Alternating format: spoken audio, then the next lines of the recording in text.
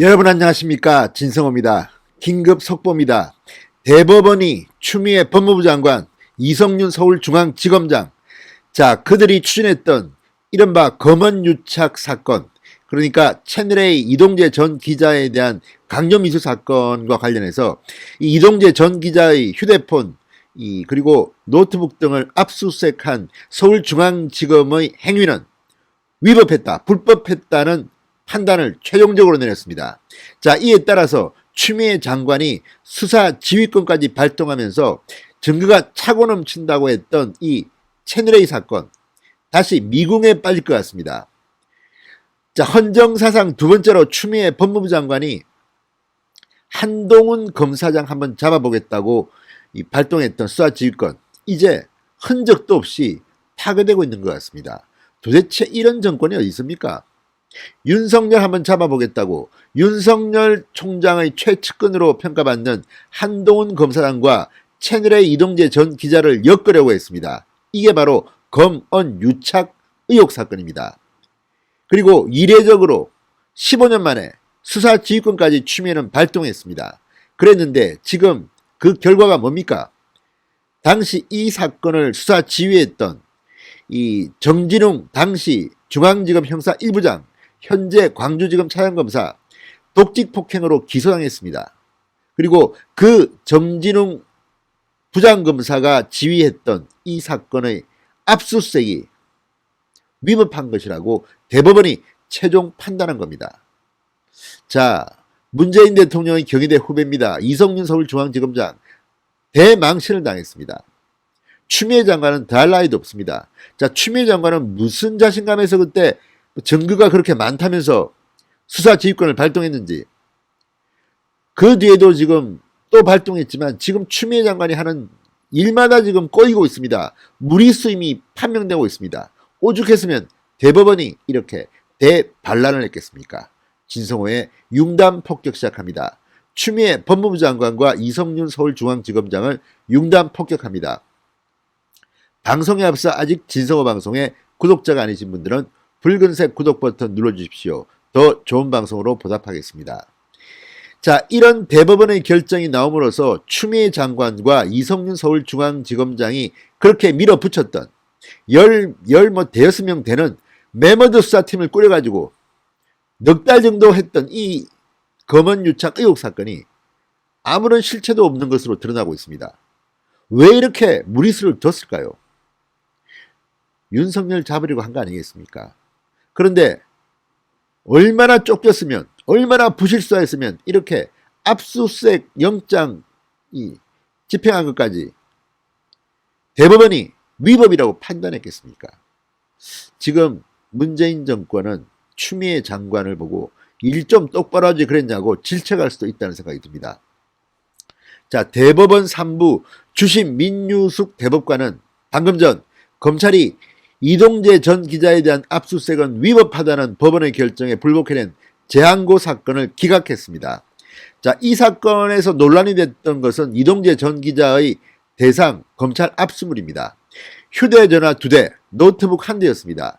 이동재 전 기자는 지난 3월 31일 채널A 자체 진상조사 과정에서 회사에 이것을 제출했습니다. 그런데 약 2달 뒤인 지난 5월 14일 서울중앙지검 형사 1부 당시 정진웅 부장검사입니다. 형사 1부는 서울의 한 호텔에서 채널A 관계자를 만나서 이동재 전 기자의 휴대전화와 노트북을 건네받았습니다.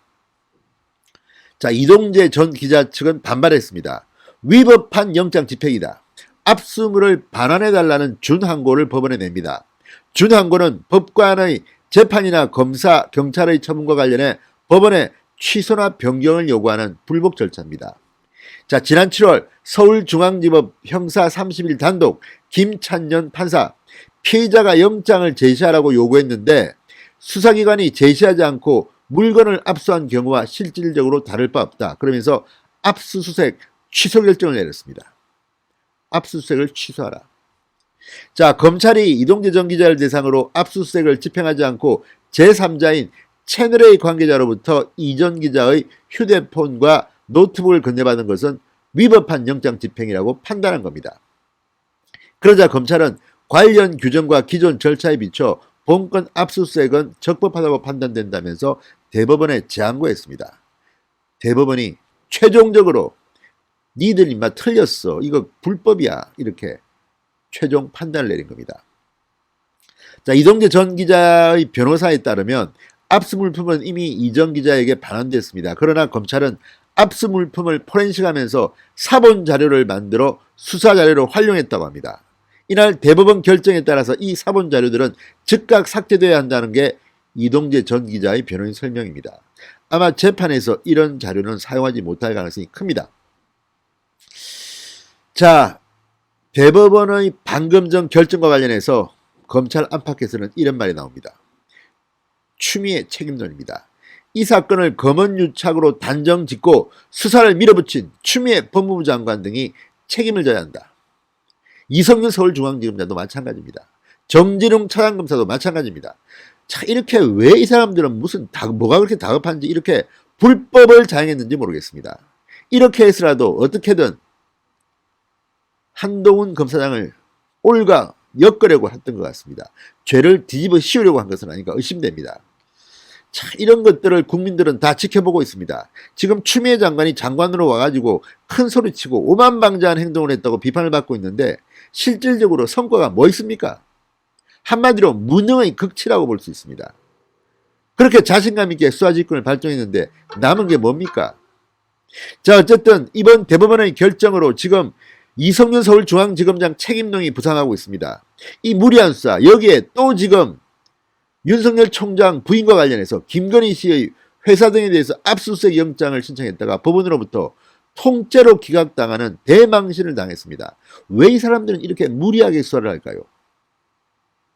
그만큼 이들은 지금 검사가 아니라 정치하는 사람들이 아닌가 싶습니다. 이런 많은 일들은 아마 정권이 바뀌면 직권남용, 직무유기 등의 혐의로 사법 판단을 받을 가능성이 높습니다. 지금 우병우 전 청와대 민정수석이 당하고 있는 걸 보면 한 일은 직권남용, 하지 않은 일은 직무유기 이런 식으로 몰아붙여서 죄를 청구하고 있습니다.